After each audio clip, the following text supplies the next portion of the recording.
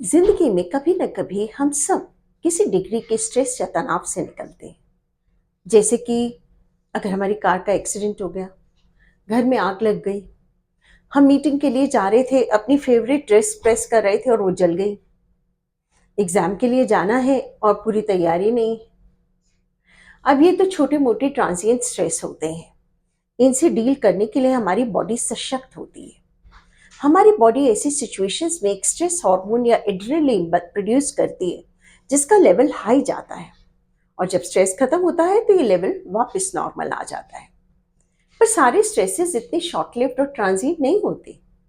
कुछ स्ट्रेसेस लंबे टाइम तक चलते हैं। They can be very prolonged and overwhelming, जिससे कि हमारा शारीरिक, मानसिक, इमोशनल सारे सिस्टम्स अफेक्ट हो सकते हैं। क्लीवलैंड क्लिनिक ने इसी चीज को बहुत ही अच्छी तरह दर्शाया है।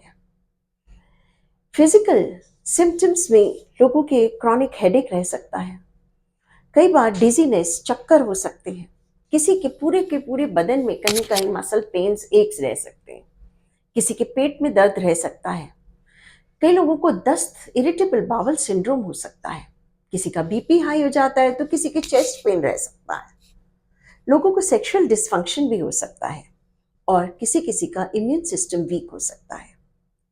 मेंटल इमोशनल प्रॉब्लम्स की बात करें तो कुछ लोग तो बड़ी झुंझला जाते हैं, एंग्री हो जाते हैं, हर किसी पे चिल्लाते हैं। तो कुछ लोग बिल्कुल अकेले शांत में बैठना चाहते हैं, किसी से बात नहीं करनी, अकेले कमरे में बंद हो गए, डिप्रेशन, सैडनेस, और कई लोगों को पैनिक अटैक्स आने लगते हैं। कॉमन कारण जिस करके स्ट्रेस होता है, बहुत कॉमनली अगर हमारे घर में या हमारे दोस्तों में किसी बहुत ही करीबी जने की मृत्यु हो गई, ये मैंने खुद अपने आप एक्सपीरियंस किया है। कुछ साल पहले मेरी मदर की डेथ हुई और कई महीने तक मेरी नींद 3-4 बजे सुबह उठ जाती थी और मैं मम्मा की फोटो के सामने जाके बैठ जाती थी।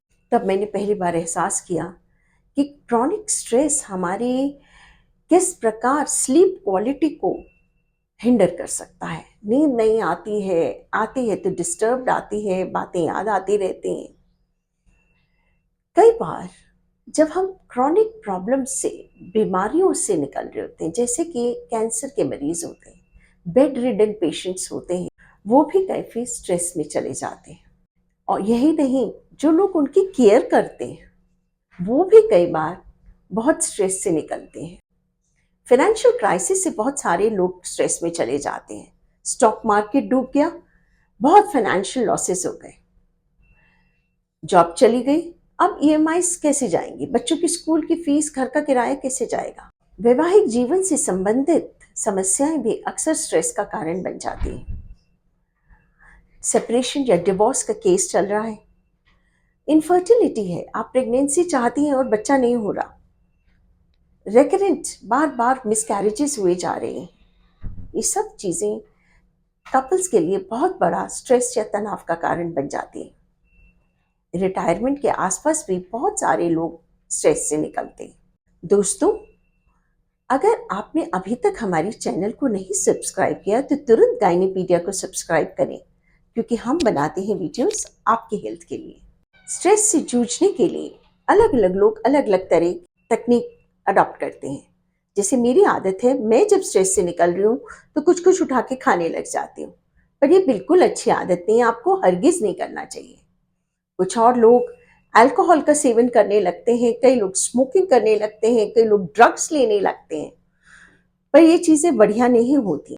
तो कई लोग कंपल्सिव गैम्बलिंग या जुआ करने लगते हैं, कंपल्सिव सेक्सुअल एक्टिविटी में चले जाते हैं, कुछ लोग शॉपिंग करके, कुछ लोग internet browsing, video games, WhatsApping में बहुत बहुत घंटे निकाल देते हैं। पर क्या इनमें से कोई भी उपाय आपके स्ट्रेस का वजह, कारण जो है उसका उपचार करेगा? The answer is no. ये सब चीजें आपको ट्रांसिएंटली डिस्ट्रैक्ट कर देंगी समस्या से, लेकिन आपको उस प्रॉब्लम, बेसिक चीज जो है उसको एड्रेस नहीं करेंगे। In fact in the long term ये सब चीजें आपकी हेल्थ को खराब कर सकती हैं।